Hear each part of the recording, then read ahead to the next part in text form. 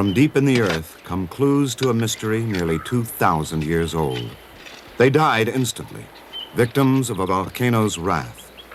But only now are we beginning to piece together the mosaic that tells of their tragic final hours.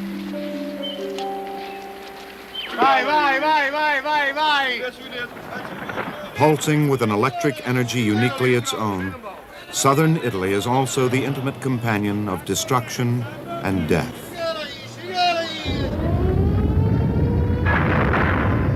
Active for 17,000 years, Mount Vesuvius erupted most recently in 1944, devastating 2 towns. Only a few miles from Vesuvius, another town lives with yet a different threat. Here, the sea appears to be boiling. The earth regularly grumbles and groans, and sulfuric gases choke the air.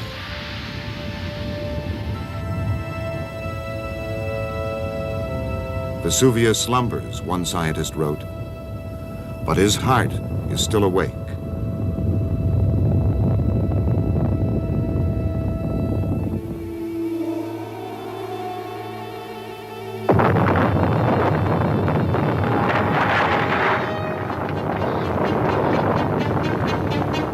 A microcosm of our eternal battle with forces we cannot tame.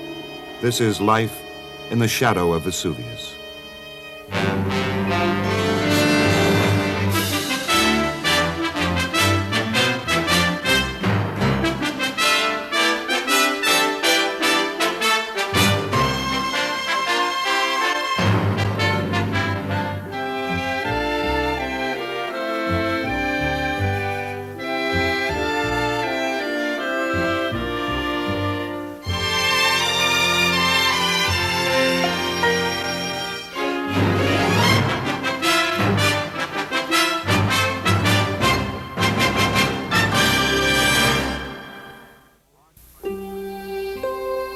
Washed by the placid waters of the Bay of Naples, the region of Campania has long attracted poets and travelers, emperors and kings. 2,000 years ago, writers described Campania as the most blessed land, the fairest of all regions, not only in Italy, but in all the world.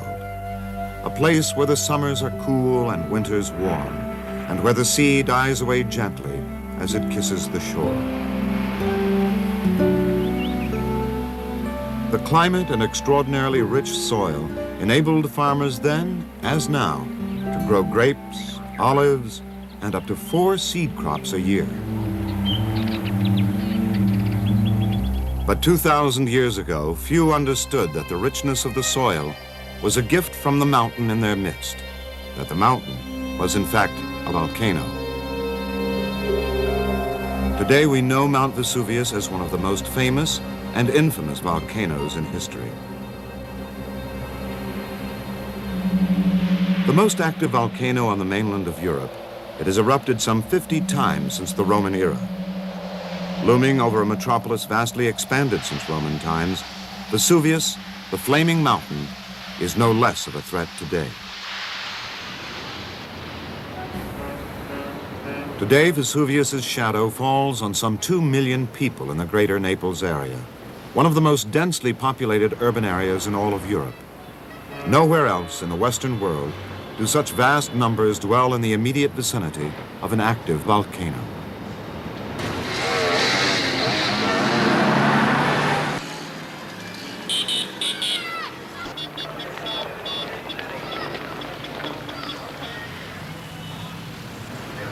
Though most Neapolitans either don't know or refuse to believe that Vesuvius is an active volcano, local scientists are on 24-hour alert.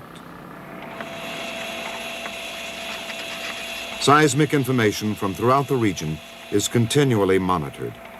With no practical civil defense plan possible if caught unaware, the goal is to accumulate enough data to be able to develop an early warning system.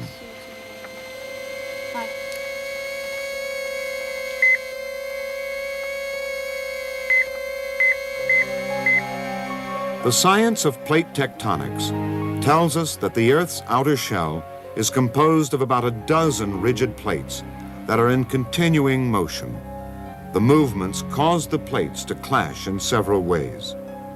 One is called subduction, in which one plate grinds beneath another. As this happens, the heat of the Earth's interior creates magma, hot liquid rock. In this way, about 80% of the world's volcanoes are formed. Along the coast of Italy, subduction has created an entire string of volcanoes. The most famous in Italy, and perhaps the world, is Mount Vesuvius. Here, the power of nature's forces has been felt at Pozzuoli, Naples itself, San Sebastiano, and two towns made famous when Vesuvius buried them in 79 AD, Herculaneum and Pompeii.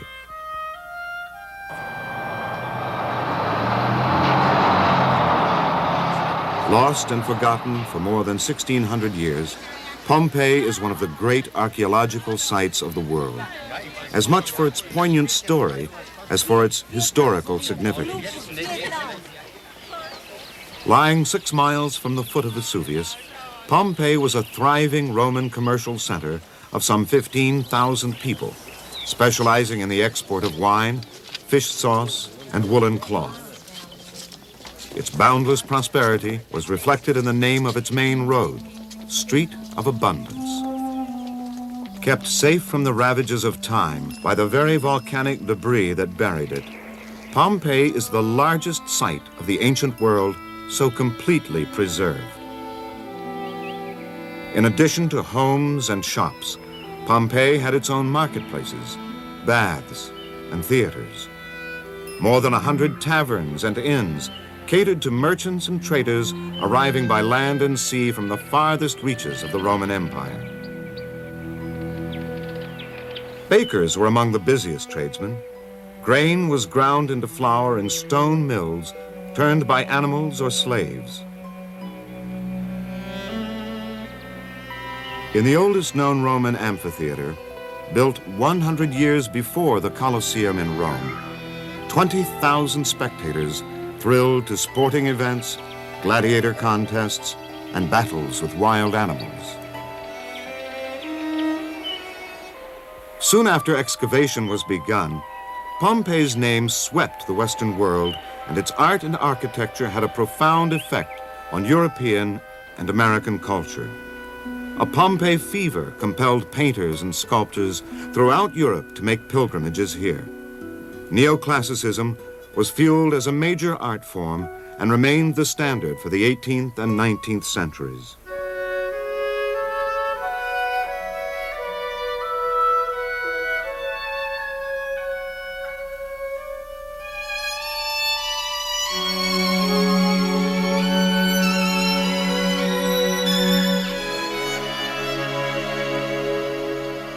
Pompeians depicted the wine god Bacchus clothed in grapes, as was the fertile Vesuvius itself. With no record of eruption in living memory, they saw it as merely a mountain, beautiful and benign.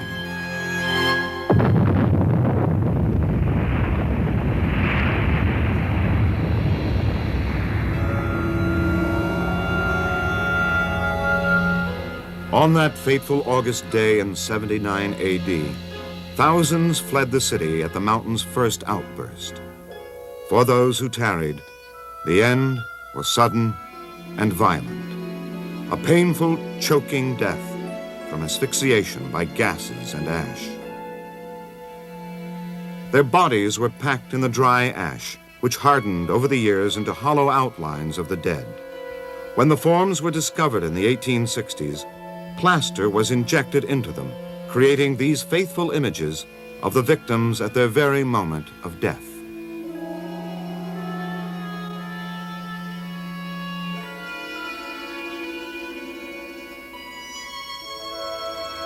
Eight miles northwest of Pompeii is the modern-day town of Ercolano. It is built atop a buried ancient town, Herculaneum, which was silenced in the same eruption as Pompeii. The earliest part of Herculaneum to be discovered still remains hidden underground because occupied homes and stores lie above it.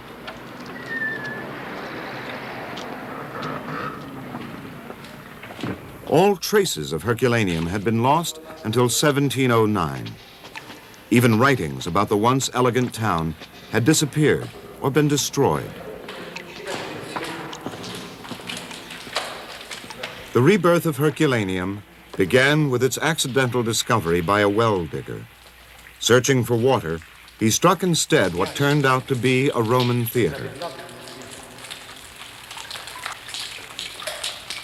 Later, excavators knew they had found ancient Herculaneum when they uncovered marble inscribed with its name in Latin. In one of the dark tunnels, a haunting image from the past, an impression left in the volcanic debris by a statue toppled from its pedestal.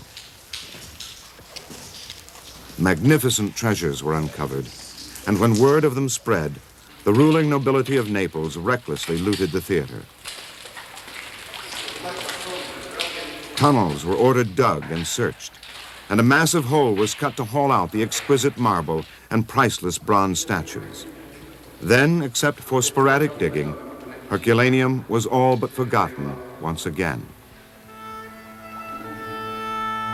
More than 100 years later, excavating begins in earnest when the fascist government allocates large sums to preserve Roman antiquities. Ton after ton of volcanic debris is hauled away. Only then does the ancient town begin to emerge.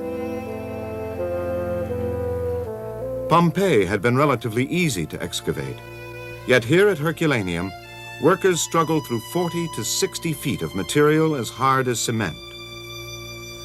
Why this difference, scientists puzzle?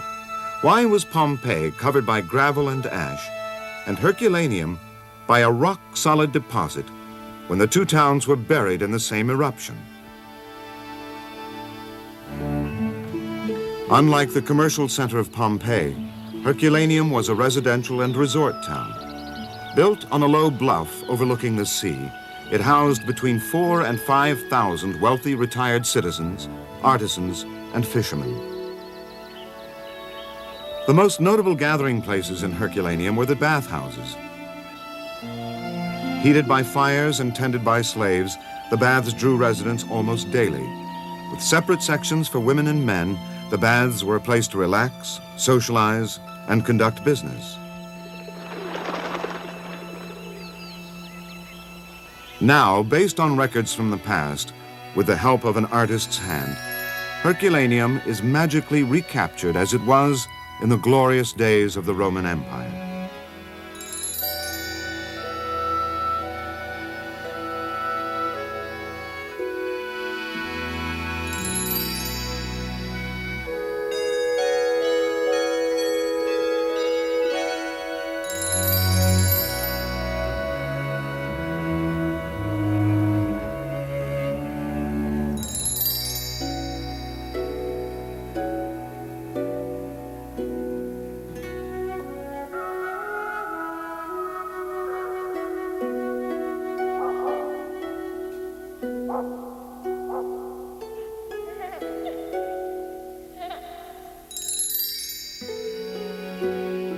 They left us images magnificently cast in bronze.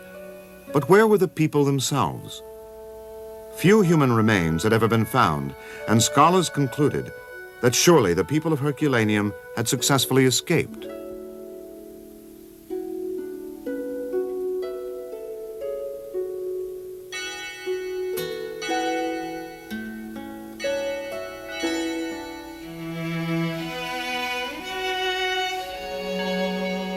The extraordinary number of everyday objects provides an intimate look at Roman life. A cloth press in a cleaner's shop.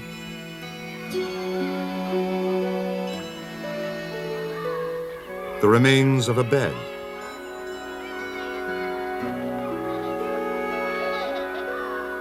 A baby's charred cradle. A charred dog. Magnificent jewelry, hand-hammered from the purest of gold.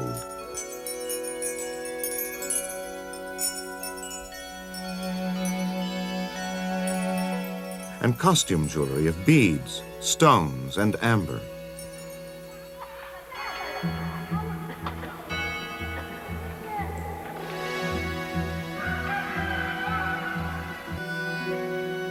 And perhaps most astounding of all, food set on the table, walnuts, freshly baked bread, eggs, and figs preserved for nearly 2,000 years.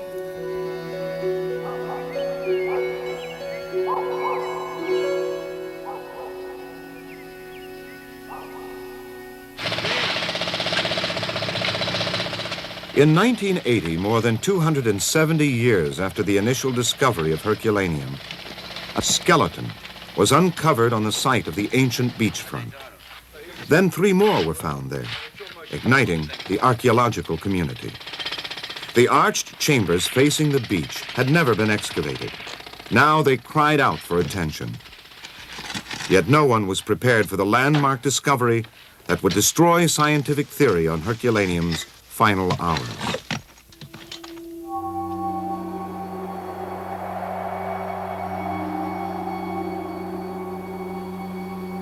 Many Herculaneans had not escaped. Huddled together in the dark recesses of the chambers, scores were overtaken by Vesuvius's indiscriminate rampage. Perhaps members of the same family, one group died locked in embrace.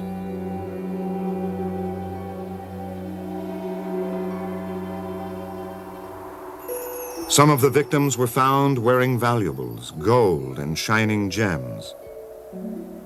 Others, no doubt certain they would escape, gathered their treasure troves and carried them as they fled.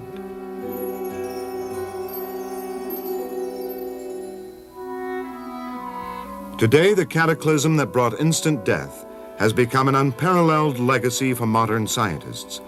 Analysis of the bones may answer some of history's riddles about Roman culture and daily life.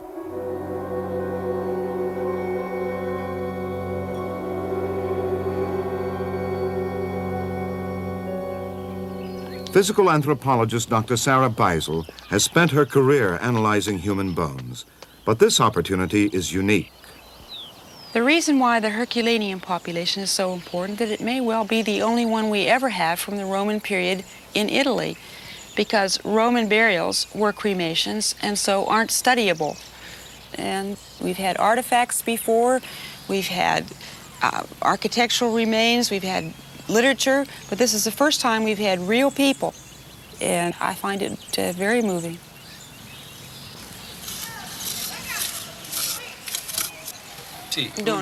Working with chief excavator Ciro Fomocola, Beisel uncovers treasures locked in the earth for nearly 2,000 years.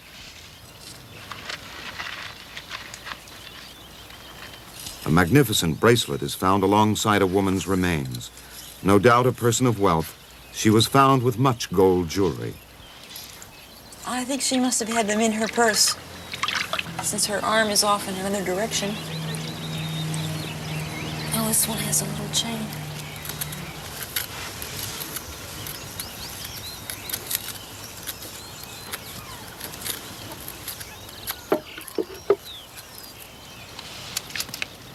Her earrings, meant for pierced ears, were probably decorated with pearls. And as she ran, she carried a bronze oil lamp, futile protection against the dark. I take them out of the ground because they talk to me then. They don't talk to me as much in the ground as they do to other people. But when I get them out, then they tell me what they did all their lives and what they did every day. And they say whether they're male or female, their ages, what kind of work they did, whether they were abused when they were alive, what sort of nutrition they had, if they were sick. Well, I can't see all the illnesses, but some of them, they can tell me that. The women can tell me how many babies they had. They can't tell me whether they were happy or not. Questo a notizia. From a pelvic bone, Beisel is able to tell the woman's approximate age and how many babies she had. 27 anni, 2-3 bambini. She was roughly 27 years old and had 2 or 3 babies. From that little bone. All that news. In all, Beisel will analyze some 25,000 bones. It is a monumental task. After the bones are cleaned, dried, and dipped in an acrylic resin solution to harden them, Beisel begins the process of sorting and reconstruction.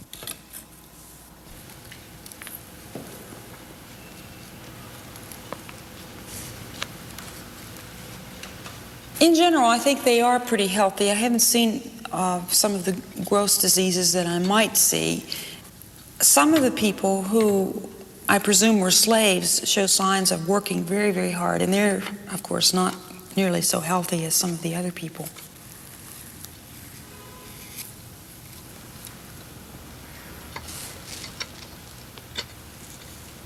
Ancient people have beautiful teeth.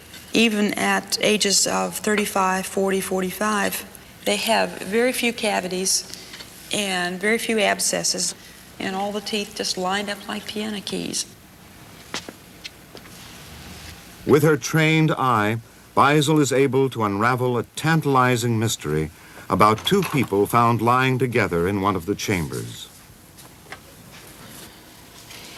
This baby was in the first chamber that we excavated in the back part, and actually before we started taking people out, all you could see was the top of the little head, and it was being held in the arms of a young girl.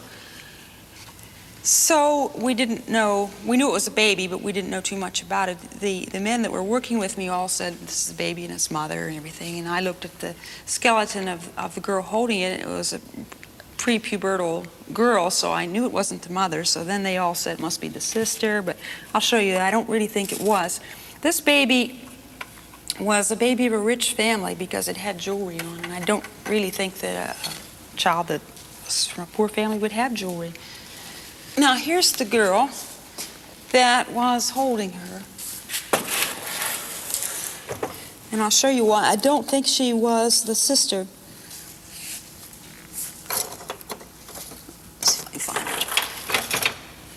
Sort of a nice-looking person, isn't she?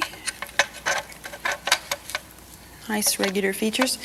But if you look really closely here at these teeth, you can see the line, a really deep line, and the same here on the first molar. Now, this deep indentation into the enamel shows that when the tooth was growing, when this particular part of the tooth was forming, she just simply wasn't getting anything to eat. So that in itself does not point to a girl of a rich family. This is even more telling. The humerus. You see these places here, the attachment for the muscles here on the humor, that's this arm bone. The attachment for the muscle here shows severe pulling of that muscle, which would really only happen in someone who was lifting things that were far too heavy for her to lift. And no daughter of a rich family would have to work like that. So I think she was a slave.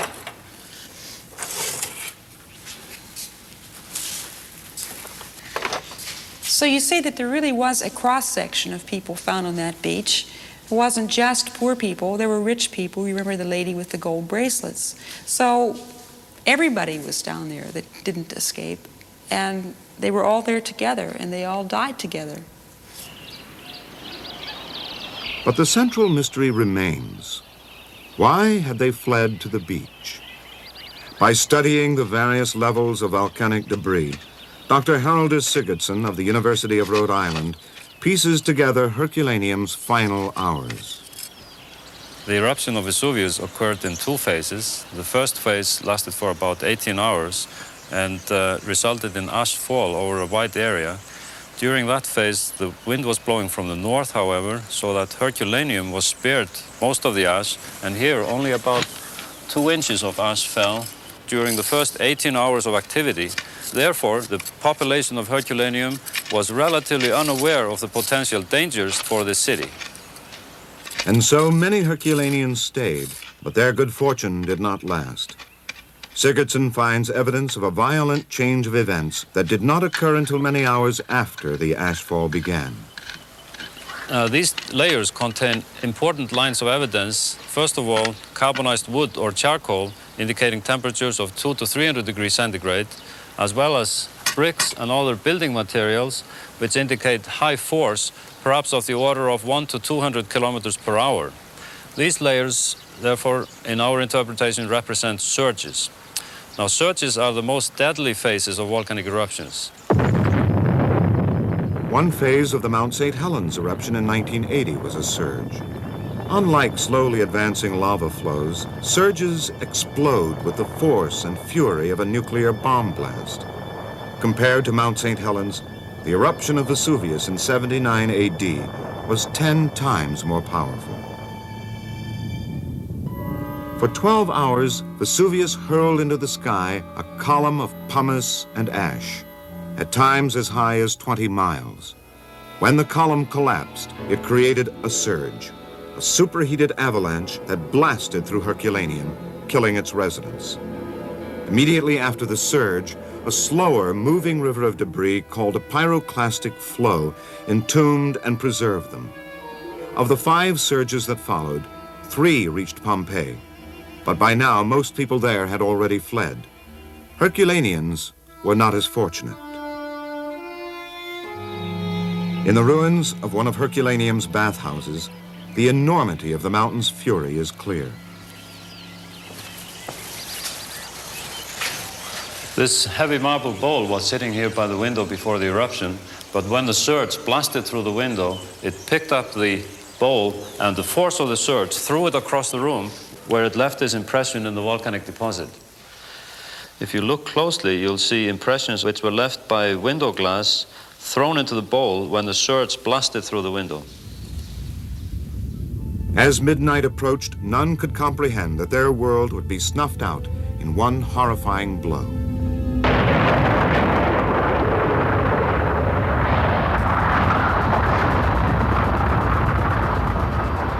With the surge bearing down on their town at more than 60 miles an hour, the Herculaneans had less than 5 minutes to flee to the beach, no doubt hoping to escape by sea.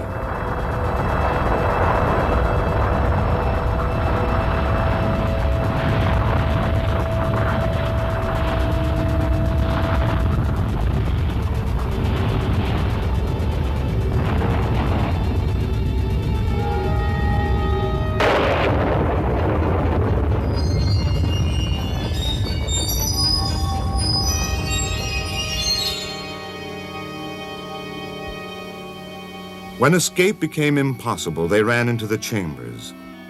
Scorched by the searing heat of the surge, they suffocated as the gases tore at their lungs. Pyroclastic flows that followed sealed them where they lay, frozen for nearly 2 millennia in the tortured postures of their final moments on this earth. To date, excavations along the ancient beachfront have exposed 10 chambers. But Herculaneum is less than half excavated. It seems certain other chambers, with other dead, remain hidden in the volcanic debris. Because parts of Herculaneum lie buried beneath the homes and shops of Ercolano, they may never see the light of day, never reveal their ancient secrets to the modern world. 7 miles west of Naples is Pozzuoli, the largest town in a region known as the Fiery Fields. The entire region is a caldera formed about 35,000 years ago by a massive eruption. The Fiery Fields are dotted with some 24 vents of smaller volcanoes. The only one still active is on the outskirts of Pozzuoli itself. It is called La Solfatara, sulfur earth. Unable to explain the constant steam and bubbling mud, the ancients thought surely this was an entrance to the underworld.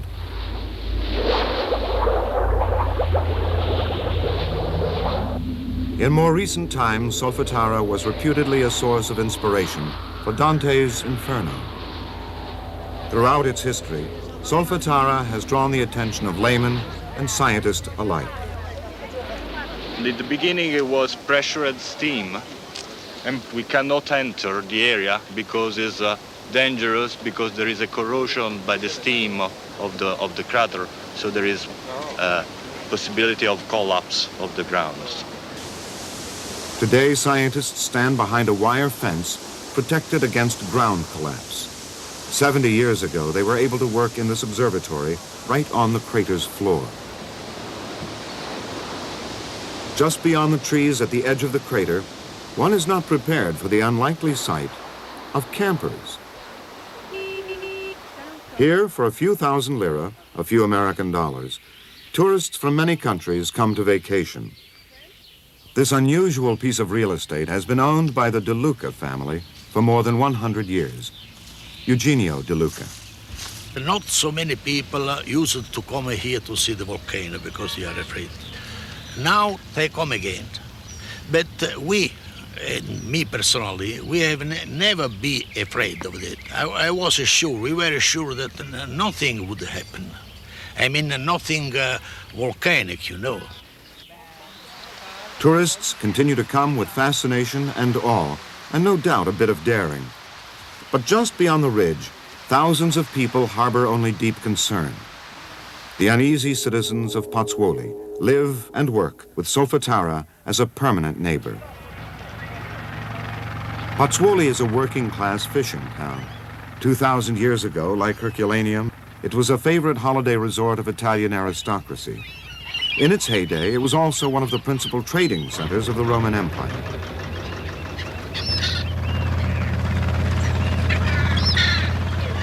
Now, as then, hawkers pitch their wares.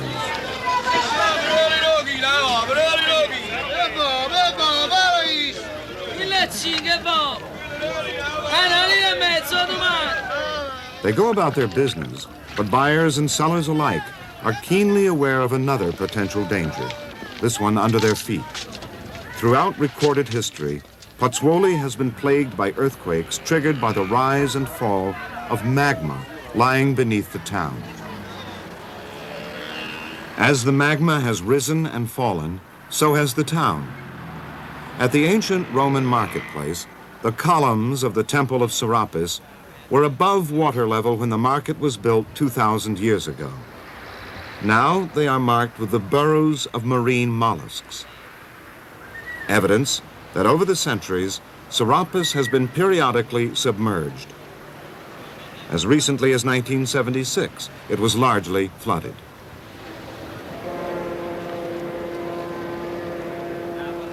One period of startling uplift occurred in the early 1970s when the ground rose 5.5 feet in only 3 years. Boats that once anchored alongside their docks must now be reached by ladder. Were Pozzuoli not situated near water, the uplift would be more difficult to see. In fact, it was fishermen who first noticed it, as well as the bubbles boiling up from steam vents on the sea floor.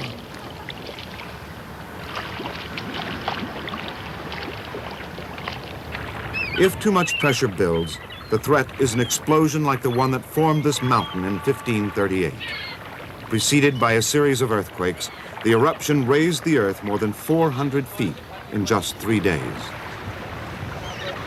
On October 4th, 1983, after months of daily tremors, a 4-point earthquake racked Pozzuoli.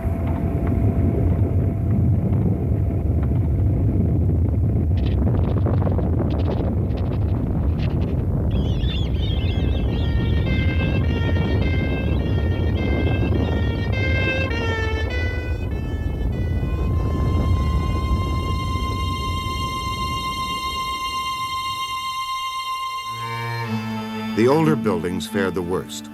Already weakened by a period of renewed volcanic uplift, many, like this church, all but crumbled into ruin.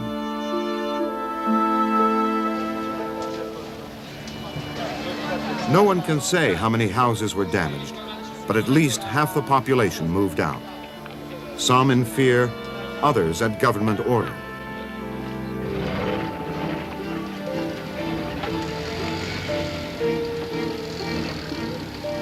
With their economy collapsed and schools closed, an estimated 35,000 people were relocated to hotels and temporary camps hastily set up by the government.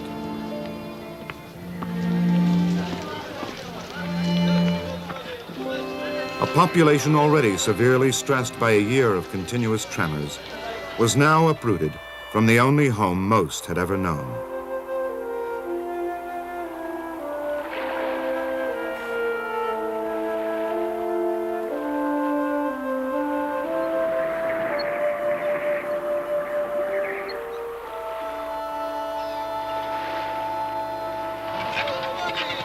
In 1985, the volcanic uplift mysteriously stopped, and people began to return to Pozzuoli.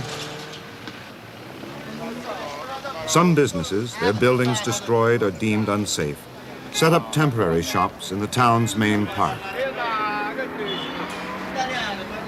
Scientists can neither explain the calm nor guarantee future safety. Many residents still live elsewhere, returning to the town only by day.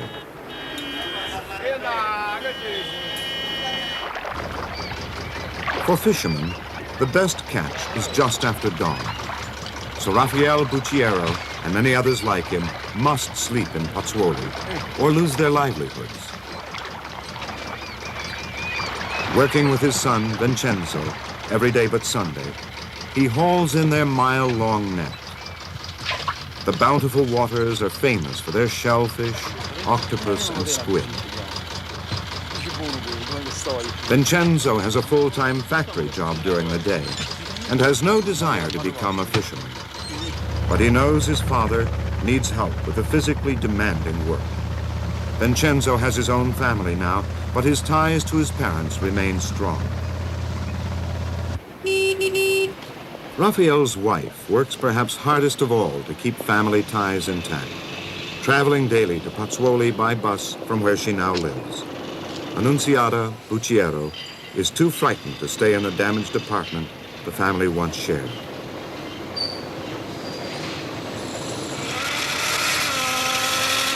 Major efforts are underway to reinforce damaged buildings by injecting new cement into them.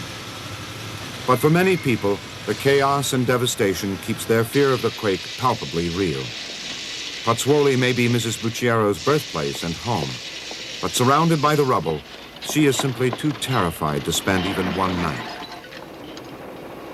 To retain some semblance of the family's former life, Mrs. Bucciero has made a ritual of the midday meal.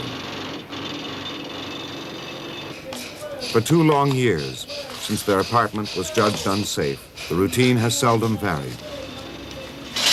They are fortunate to have inherited from her mother a small ground-level storage room where the family can gather. Making do with a portable gas stove, she takes immense pride in being able to provide for her family as she has for more than 35 years.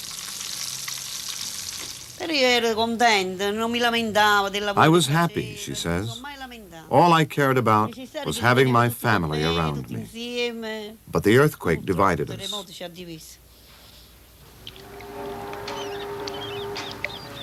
In a few years, retirement is the goal of Rafael Bucciero, now 61.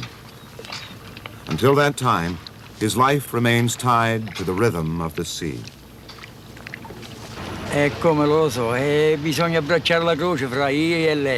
He says, we have this cross to bear, my wife and I. Our children are scattered all over. We can't all be together, so we fixed up this little room. My wife and I sacrifice. I fish, and she comes and cooks and cleans.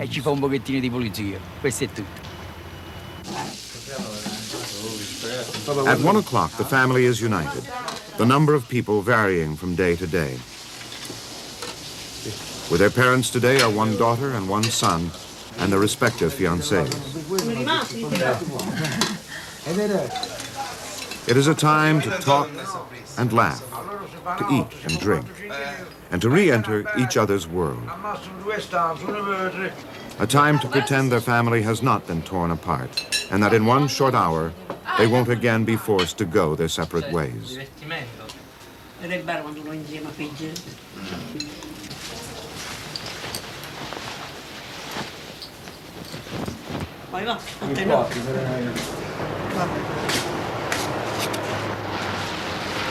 Ciao.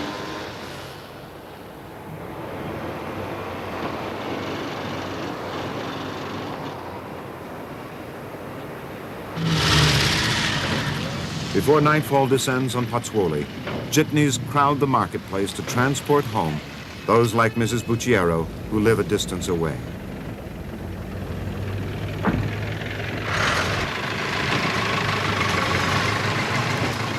My family is everything to me, she says. Alone, late at night, I sometimes cry.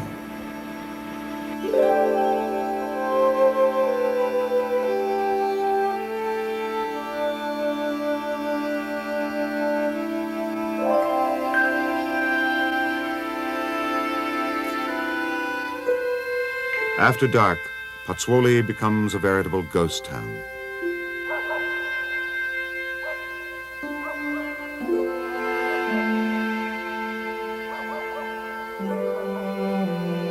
His net set out for the night, Raphael eats the evening meal his wife has left behind.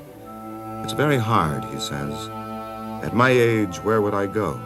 Pozzuoli has always been our home.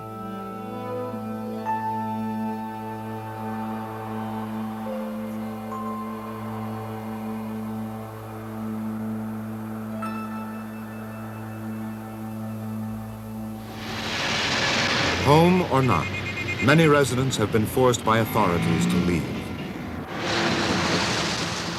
About 4 miles northwest of Pozzuoli, in a presumably safe zone, the government is building a new town for 20,000 people. Acclaiming it the new Pozzuoli, officials hope it will develop a vital social and economic life. But many residents are doubtful. Isolated from friends and loved ones, they stay only because there's nowhere else to go. Perhaps none are more deeply affected by Pozzuoli's problems than some elderly who are separated from their families and their town. During the quake, she says, the walls were going like this. And I called out to Jesus. The ceiling was shaking, and the smell of cracking plaster was everywhere. It is a trauma for me when I think of when I used to live in Pozzuoli. And it hurts to see it so deserted and convulsed. Senza nessuno, isolato.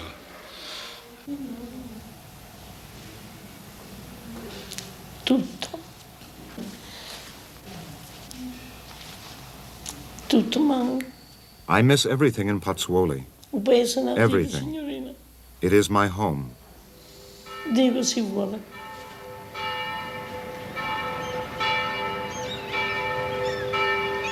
Generations have been shaken by fear. A new generation waits and wonders when the quakes will strike again.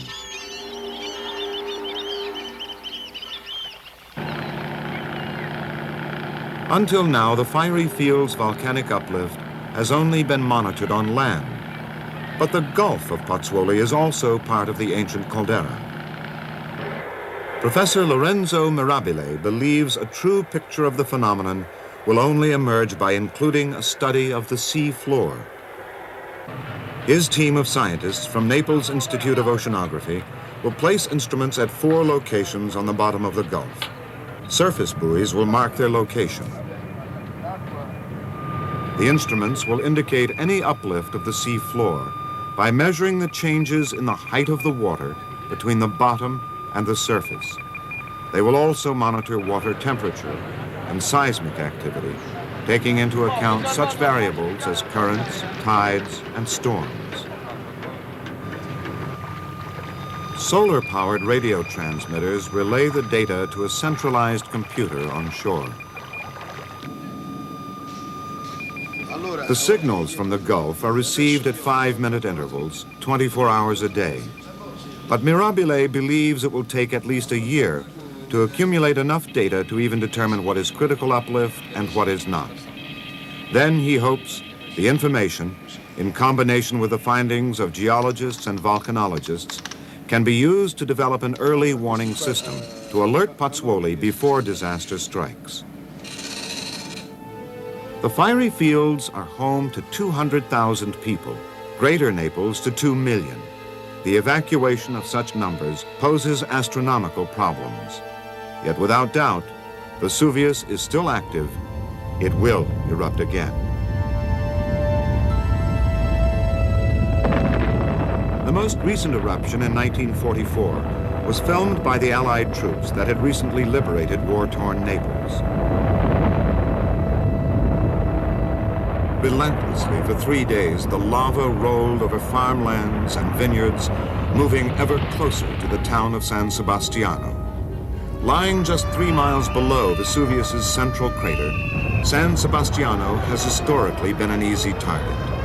Nearly every generation living here since the early 19th century has seen their town destroyed.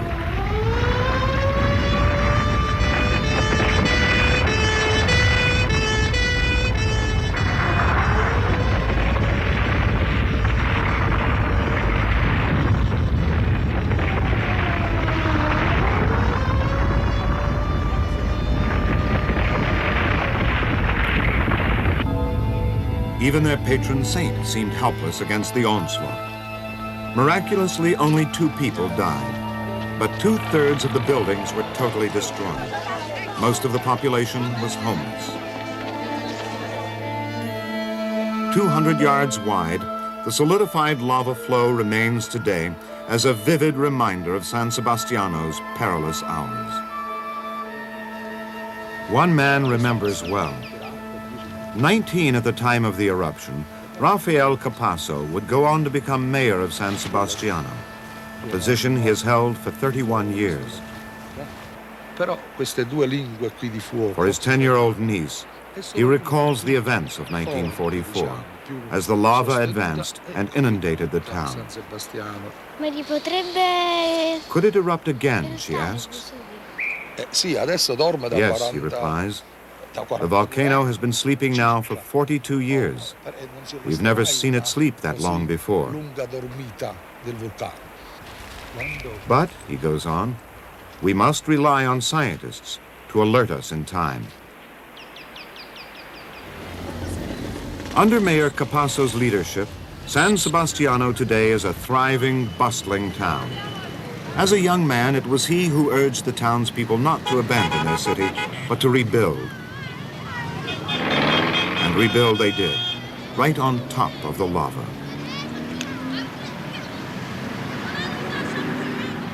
What might be an ominous reminder of past horrors stands as unofficial monument to a people's tenacity and pride.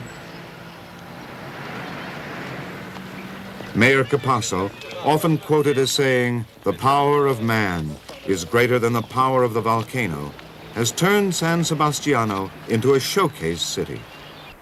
Before the eruption, some 4,000 people lived here. Today, that figure has more than doubled.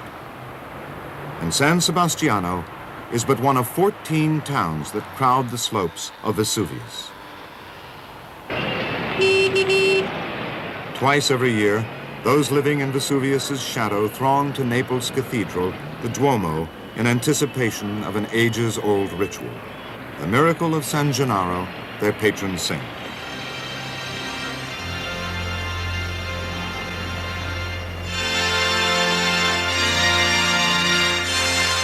San Gennaro, martyred in 305 AD, is said to have saved the region from famines, plagues, and cholera.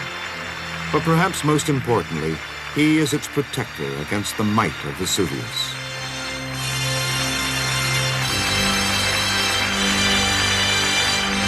A small amount of his dried blood is stored in the Duomo. The faithful believe it must turn to liquid today to ensure Naples' safety from Vesuvius for another year. Occasionally, the miracle has not occurred. For instance, in 1979. Then, in 1980, the region suffered a devastating earthquake from which it is still recovering. Nearly 3,000 died. 100,000 were homeless.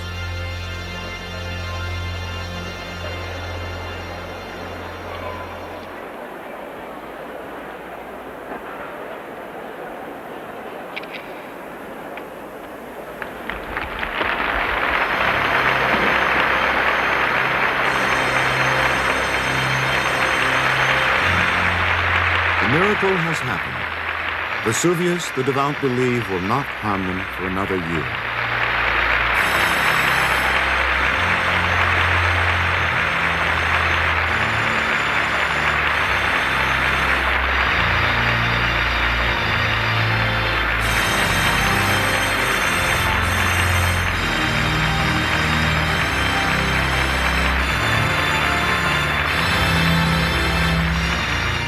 They offer prayers of thanks. This land holds their roots. It is their beloved home. And once again, San Gennaro has assured them it is safe.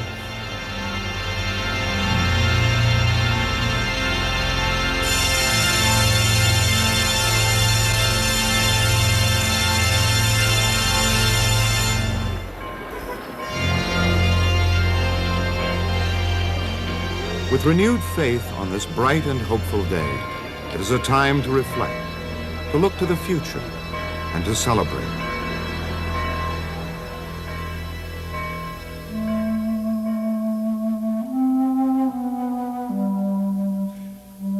Yet even as they rejoice, the faces of the present hauntingly evoke the faces of the past. The faces of the living are reflected in the faces of the dead. In 1632, the Viceroy of Naples warned, "Children and children's children, hear. I warn you now, sooner or later this mountain takes fire. Flee so long as you can." And yet people still return to the slopes of the mountain, even to build new towns farther up its broad and fertile flanks.